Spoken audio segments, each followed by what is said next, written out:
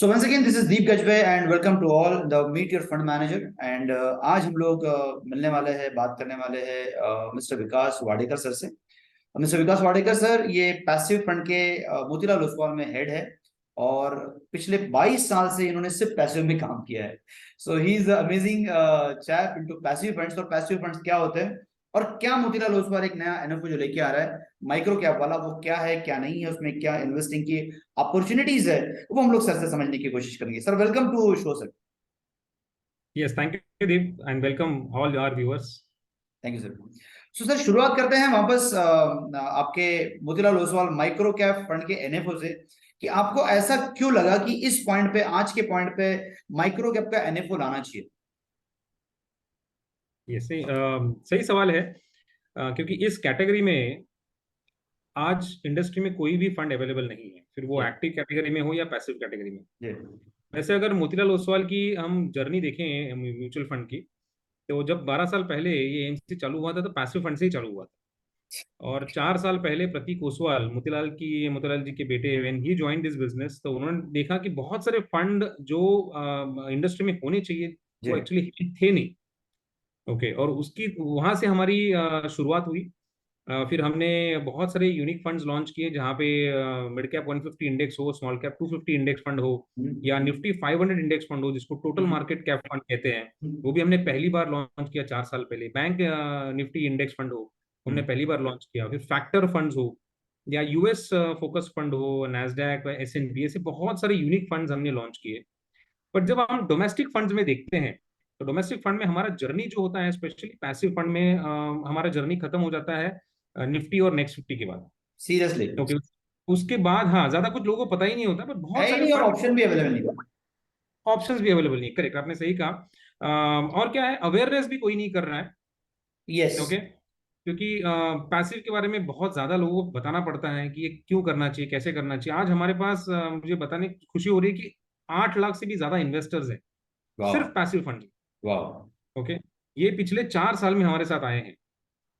Okay, that is a contribution, हमें ऐसा लगता है कि मोतीलाल ओसवाल एम्स ने किया है। तो अमेजिंग। अगर हम पूरा इक्विटी मार्केट का बास्केट देखेंगे, तो उस बास्केट में 4 तरह के मेजर कैप्स आते हैं। जैसे हमने देखा होगा, लार्ज कैप आता है, मिड कैप आता है, स्मॉल कैप आते हैं। ओके, और उसके बाद का एक अगला एक जो कैटेगरी आता है वो है माइक्रो कैप। बराबर। तो मैं क्विकली एक स्लाइड आपको दिखाना चाहूंगा, ताकि व्यूअर्स को भी हेल्प हो समझने के लिए। Yeah I think my slide is visible. आ रही है, एक मिनट, लोड हो रही है शायद। Not actually. या,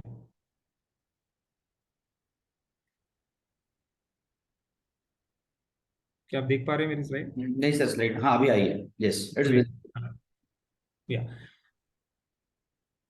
यस, अभी इसमें आप देखेंगे तो आज मोतीलाल ओसवाल एएमसी ने लार्ज कैप के फंड तो डेफिनेटली लॉन्च किए हैं, जो निफ्टी और नेक्स्ट 50 हो गए। उसके बाद मिड कैप कैटेगरी भी हमने फंड हमारे लॉन्च किए, जो पहला लॉन्च किया हमने पिछले 4 साल पहले। और स्मॉल कैप कैटेगरी का भी फंड लॉन्च किया। उसके साथ साथ एक टोटल मार्केट कैप होता है, जहां पे 500 स्टॉक इन्वेस्ट किए जाते हैं। ऐसा alright. Total market cap fund भी हमने। ओके, उसके बाद अगर आप देखेंगे तो एक आखिरी कैटेगरी बचती है, जो मार्केट का सिर्फ 3% का कैटेगरी है। अगर आप टोटल मार्केट मार्केट कैपेसिटी देखेंगे, तो 3 मार्केट में एक माइक्रो कैप कैटेगरी आती है, जो पहले 500 स्टॉक के बाद के जो 250 स्टॉक आते हैं, यानी स्टॉक नंबर 501 से लेके स्टॉक नंबर 750, ये कैटेगरी लॉन्च करना इसलिए जरूरी था क्योंकि ये कैटेगरी आज आप एक्टिव में मैनेज नहीं कर सकते। लिक्विडिटी का बहुत ज्यादा इशू है, जो आप पैसिव में बहुत अच्छी तरह से कर सकते हो। मैं आज मैं आगे जाके बताऊंगा आपको कि क्यों हमने ये पैसिव में लॉन्च किया और एक्टिव में लॉन्च करना क्यों डिफिकल्ट है। तो उसमें पहली बात जो है कि इसमें रिसर्च बहुत कम अवेलेबल है। आज राइट। अगर हम रिसर्च देखेंगे तो माइक्रो कैप में स्टॉक कवरेज बहुत कम है। और एक्टिव मैनेजमेंट में अगर आप जब जाते हो, तो आपके पास स्टॉक कवरेज एनालिस्ट मार्केट में होना बहुत जरूरी होता है। बराबर। उन कंपनी रिसर्च करना बहुत जरूरी होता है, जो आज रिसर्च अवेलेबल नहीं है। इसलिए ये हमने सोचा कि ये फंड, थोड़ा लिक्विडिटी का इशू भी होता है एक्टिव में। जब इन्वेस्ट करने जाएंगे तो शायद स्टॉक्स आपको मिलेंगे नहीं मिलेंगे, बट पैसिव में नहीं मिलते, बिकॉज आप 250 स्टॉक खरीद रहे हैं और हर स्टॉक का वेट बहुत कम है। तो वो रिस्क बहुत स्प्रेड हो जाती है। तो ये अपॉर्चुनिटी इन्वेस्टर्स को देना बहुत जरूरी था, जिससे हमें लग रहा था, क्योंकि आपने एक टोटल मार्केट कैप आपने ले लिया है, मिड कैप स्मॉल कैप ले लिया है, थोड़ा अगर रिस्क बढ़ाना है कुछ इन्वेस्टर को, वो इस फंड के द्वारा वो बढ़ा सकते हैं और एक्सपोजर ले सकते हैं। तो ये विकास सर, मैं समझना चाहता हूँ कि रिस्क कितना बढ़ने वाला है और रिटर्न कितना बढ़ने वाला है, क्योंकि लोगों को वो भाषा ज्यादा अच्छे से समझ में आती है। बिल्कुल, नहीं नहीं, आपने सही कहा कि जब भी हम इन्वेस्टमेंट की बात करते हैं तो लोग तो पहले रिटर्न की बात करते हैं। ओके, बट मैं यहाँ पे थोड़ा सा एक सावधानी आज हमारे श्रोताओं को बताना चाहूंगा, थोड़ा सावधानी बरतिए कि सिर्फ रिटर्न नहीं देखिए, क्योंकि ये जो प्रोडक्ट की बात कर रहे हो उसने रिटर्न बहुत ही बढ़िया दिया हुआ है। हम्म। ओके, अगर मैं 3 साल के रिटर्न की बात करूं तो 58%, 58% रिटर्न दिया हुआ है इस फंड Alright. ने। 31 मई की बात कर रहा हूं मैं। ओके, या अगर पिछले 5 साल का रिटर्न देखेंगे तो 13% है, या 1 साल का रिटर्न तकरीबन 25% है।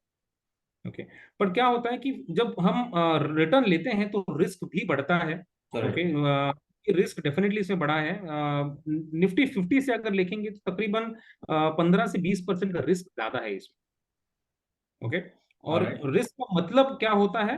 तो रिस्क का मतलब होता है कि जब मार्केट अच्छा नहीं करता तो जिसमें रिस्क ज्यादा होता है वो स्टॉक या वो पोर्टफोलियो ज्यादा खराब ज्यादा करता है, गिरता है। ज्यादा गिरता है। हाँ, हम्म। तो आप ये देखिए कि ये फंड डेफिनेटली रिटर्न तो अच्छा दे रहा है, बट जब शायद मार्केट अच्छा नहीं करेगा तो ये ज्यादा गिरेंगे। इसी को रिस्क कहते हैं। तो आपको तैयार रहना पड़ेगा कि इसमें थोड़ी वॉलेटिलिटी दिखाई देगी। एक तो एक मार्केट का 3% मार्केट कैप है, 250 स्टॉक है पर सिर्फ 3% है। तो कुछ भी इकोनॉमी में चेंजेस आते हैं, ग्लोबल चेंजेस आते हैं, तो ये स्टॉक्स को थोड़ा फर्क पड़ सकता है। एक और क्वेश्चन है सर मेरा कि कितने परसेंटेज ऑफ पोर्टफोलियो का माइक्रो कैप में रखना चाहिए? मतलब अगर किसी के पास 100 रुपए है और ऑलरेडी उसकी उसने 20% का कैश मेंटेन करके 80% इन्वेस्टेड ऑलरेडी कर लिया है, तो how much of out of that 80%, how much allocation आपको आपको ऐसा लगता है कि उस पोर्टफोलियो का रहना चाहिए? बिल्कुल नहीं, ये बहुत जरूरी सवाल है, क्योंकि अगर हम भारत की या इंडिया की बात देखें तो बहुत सारे इन्वेस्टर्स ने अभी म्यूचुअल फंड में इन्वेस्ट नहीं किया गया है। ओके, तो पहले तो आप ये देखिए कि आपका रिस्क एपेटाइट थोड़ा ज्यादा होना चाहिए इस फंड में इन्वेस्ट करने के लिए। अगर आपने इक्विटी में बहुत अच्छी तरह से 40-50% अगर आपके पास इक्विटी ऑलरेडी पोर्टफोलियो है, तो ही आप इस फंड में जाने की सलाह मैं दूंगा आपको। अगर आप पीएमएस और एआई फंड में करते हैं तो डेफिनेटली ये फंड में तो आपको इन्वेस्ट करना ही चाहिए, क्योंकि इसके थोड़ा रिस्क ज्यादा है। हम्म। कंजर्वेटिव इन्वेस्टर को एसआईपी रूट ही मैं कहूंगा, इनफैक्ट सभी इन्वेस्टर को हम एसआईपी ही कर रहे हैं, करने के लिए कर रहे हैं। बट हम्म। अगर आपका रिस्क एपेटाइट थोड़ा ज्यादा है तो आप फिर भी 10% तक ओवरऑल पोर्टफोलियो के जा सकते हैं।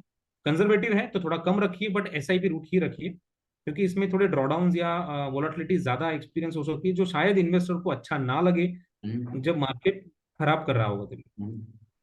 तो इसमें डिफॉल्ट के चांसेस कितने हैं? अगर कोई कंपनी एकदम डिफॉल्ट हो गई या फिर कोई कंपनी पूरी खराब हो गई और वो 100 टका गिर गई या 70 टका गिर गया, 90 टका गिर गई, ऐसे इसके चांसेस कितने हैं sir, out of the inter portfolio of micro cap?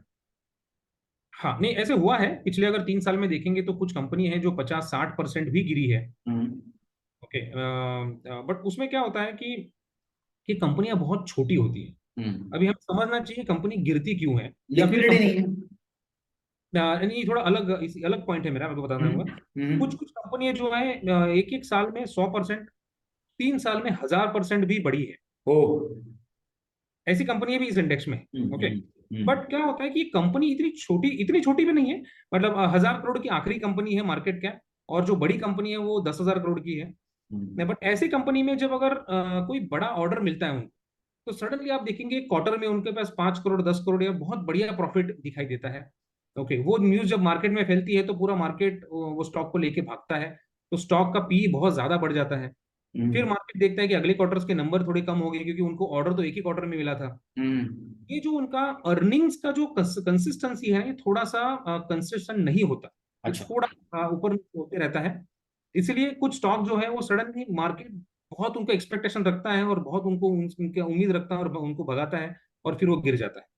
तो ऐसा नहीं है कि ये कंपनी लॉसेस कर रही है। अगर मैं आपको नंबर बताना चाहूंगा, तो आज जो कंपनी 250 कंपनी इसमें है, उसमें से 210 कंपनी है पिछले 6 साल में लगातार प्रॉफिट बना रही है। वाह। आज की कंपनी है, हाँ, मैं 6 साल पहले वाली कंपनी की बात नहीं कर रहा हूँ। इन्हीं कंपनी को अगर हम 6 साल पीछे लेके जाते हैं तो वो हर साल लगातार प्रॉफिटेबल कंपनी है। कुछ कंपनी का डेटा अवेलेबल नहीं है और कुछ कंपनी, एक 15-20 कंपनी जो लॉसेस कर रही है। ओके, बट उनकी बिजनेसेस यूनिक है।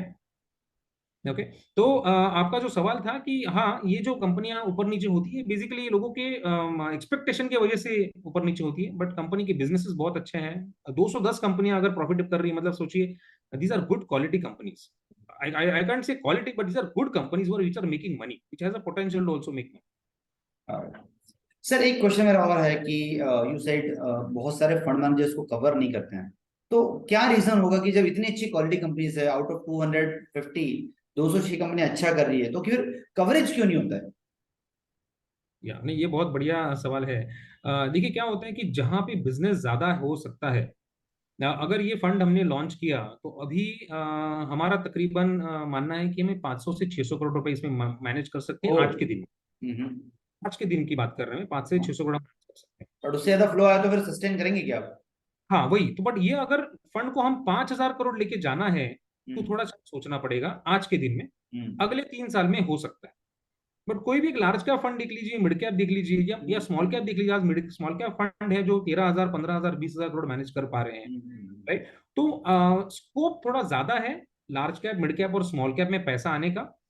यहाँ पे ये मार्केट साइज थोड़ा छोटा होने की वजह से स्कोप थोड़ा कम है, तो इसीलिए इंडस्ट्री ने यहाँ पे इन्वेस्ट नहीं किया। इन्वेस्ट नहीं किया यानी कोई एनालिस्ट है जो इसको ट्रैक नहीं कर रहे हैं। देखिए, अगर हमें फंड लॉन्च करना है, एक्टिव फंड कोई भी फंड को ले लीजिए, तो मुझे 2 एनालिस्ट रखने पड़ेंगे क्योंकि 250 कंपनीज है। ठीक है, एक फंड मैनेजर रखना पड़ेगा जो इन कंपनी को ट्रैक करेगा, मिलेगा। उसमें खर्चा होता है और स्केल कितना है उसमें। क्या आप फंड को 5,000 करोड़ लेके जा सकते हैं एक साल में या 2 साल में? तो ये नहीं। इसलिए इंडस्ट्री ने अभी तक नहीं सोचा। बट मैं एक बहुत अच्छी खबर बताना चाहूंगा। देखिए, इनका पहला जो कंपनी मैंने बताया सबसे बड़ी है, 11,000 करोड़ की कंपनी है। और आखिरी कंपनी है जो 1,000 करोड़ की कंपनी है। 5 साल पहले यही यूनिवर्स स्मॉल कैप कहलाता था। आप समझ रहे हैं? मतलब स्मॉल कैप अभी बहुत बड़ा हो चुका है और ये माइक्रो कैप ने स्मॉल कैप की जगह ले ली। मतलब इसमें पोटेंशियल बहुत ज्यादा है। आपको पता चले शायद ये हमारा फंड इंडस्ट्री को रीजन देगा कि इसमें थोड़ा और रिसर्च होना चाहिए, इसमें और कंपनी को ट्रैक्स होना चाहिए, और शायद you might see another year और सो कि एक एक्टिव फंड भी इसमें लॉन्च हो सकता है। क्या बात है, फैंटास्टिक, सुपर ग्रेट। सर जाते जाते एक last message to all the viewers कि आप उनसे क्यों उन्होंने खरीदना चाहिए फाइनली, और कितना मतलब क्या रिटर्न्स उन्होंने, क्या एक्सपेक्टेशंस रख सकते हैं वो इस एनएफओ से? यस यस, बिल्कुल बिल्कुल। तो देखिए, अगर आपका थोड़ा रिस्क टेकिंग कैपेसिटी ज़्यादा है, अगर आप इक्विटी मार्केट में ज़्यादा एक्सपोजर ऑलरेडी ले चुके हैं, तो ये जो फंड है, ये फंड आज इंडस्ट्री में कहीं भी अवेलेबल नहीं, फिर वो एक्टिव हो या पैसिव। ओके, तो ये फंड आपको क्या करेगा, ऐसी कंपनीज देगा उसमें आप इन्वेस्ट कर सकते हैं जो बहुत तेजी से बढ़ रही है। अगर आप देखिए कि मिड कैप और स्मॉल कैप में क्या होता है, प्रीमियम होता है। क्यों प्रीमियम होता है? क्योंकि उसमें रिस्क भी ज्यादा होता है। माइक्रो कैप में भी और ज्यादा प्रीमियम है, कंपनी ज्यादा तेजी से बढ़ने वाली है। ओके, तो ऐसी कंपनी आपको कोई एक्सपोजर मार्केट में नहीं मिल रहा है, इसीलिए डेफिनेटली अगर आपका रिस्क एपेटाइट ज्यादा है तो आप 10% तक इस कंपनीज में इन्वेस्ट करना चाहिए। क्योंकि अगर आप मानते हैं कि इंडिया अगर $5 ट्रिलियन तक जाएगा, अगर अगले 10 साल या 20 साल अगर आपको लग रहा है इंडिया का इक्विटी मार्केट इकोनॉमी बढ़ेगा, तो ये कंपनीज भी उतनी ही तेजी से बढ़ेंगी। हम जो 10 साल या 15 साल पहले मल्टी बैगर कंपनीज ढूंढते थे ना, वो वो इसके अंदर कंपनी, मिलेगी। हाँ, वो इसमें हमें मिलेगी। बट इसमें म्यूचुअल फंड का स्ट्रक्चर होने की वजह से क्या होता है, 250 कंपनी, तो रिस्क बहुत स्प्रेड हुआ है कि अगर कोई कंपनी उड़ भी जाती है तो आपको ज्यादा फर्क नहीं पड़ेगा, क्योंकि कंपनी का एक्सपोजर होगा 1%, 1% पे नहीं, आधा परसेंट, 0.25%, 0.1%, इतना कम एक्सपोजर होगा। ओके, बट जैसे मैंने कहा बहुत सारी कंपनियां अच्छी कर रही हैं। तो अगर आपका रिस्क एपेटाइट ज्यादा है, डेफिनेटली आप इन्वेस्ट कीजिए। SIP रूट हम ज्यादा रेकमेंड कर रहे हैं इसमें, ताकि अगर ड्रॉडाउन्स भी आते हैं, यानी अगर मार्केट गिरता भी है, SIP के रिटर्न के बारे में बताऊंगा। 20 से 21% के रिटर्न दिए हैं इनके SIP में पिछले 10 साल में। वाह। ऐसा फंड है नहीं, 10 साल में पैसा 3 गुना हो गया है, 5 साल में पैसा 2 गुना। लमसम से ज्यादा हम रेकमेंड करेंगे SIP कीजिएगा, इसमें एक लंबी SIP कीजिए। कल ही हम बात कर रहे थे हमारी टीम में, तो हमने ऐसे बात निकली कि मैं अगर मेरे बच्चे के एजुकेशन के लिए, ये माइक्रो फंड है, तो हम ये माइनर फंड करके हम लॉन्च कर सकते हैं। आज इन्वेस्ट करूंगा, 18 साल के बाद मेरे बेटे को ये पैसा बना के देगा। तो जितना लंबा आप रुकेंगे उतना ये फंड आपको ज्यादा रिटर्न दे सकता है। और रिस्क उतना कम हो जाए। Super great. नहीं सर, बहुत अच्छे से आपने बताया और सारे व्यूअर्स को ये समझ में भी आया कि माइक्रो कैप एक अच्छी स्ट्रेटेजी है, जो कि नया फंड है, नया सेगमेंट है, नया एनएफओ है, और थोड़ा इसमें बाय करके रखा जा सकता है, थोड़ा रिस्की भी है। तो जिनका रिस्क एपेटाइट ज्यादा है वो सर्टनली इस फंड के बारे में सोच सकते हैं, Motilal Oswal micro cap NFO. Sir इसका क्लोजिंग जो है वो कब है? हाँ, तो ये फंड हमने लॉन्च किया 15 जून, जो कल हुआ, और 29 जून यानी 29 जून को अपना फंड क्लोज हो गया। Super good, fantastic. चलिए sir, thank you very much for coming on show, and it is a great privilege and fantastic discussion आपके साथ हुआ है। वापस एक बार पैसिव इस पूरी थॉट प्रोसेस के बारे में बात करेंगे एक आध बार, जब भी आपके पास समय रहेगा, एंड वी सर्टेनली अगेन बिल्कुल invite you and request you to come on our show sir. बिल्कुल, हमें अच्छा लगा Deep ji, thank you all viewers, looking forward to your support, thank you. Thank you sir, thanks. Thanks a lot. एक minute sir.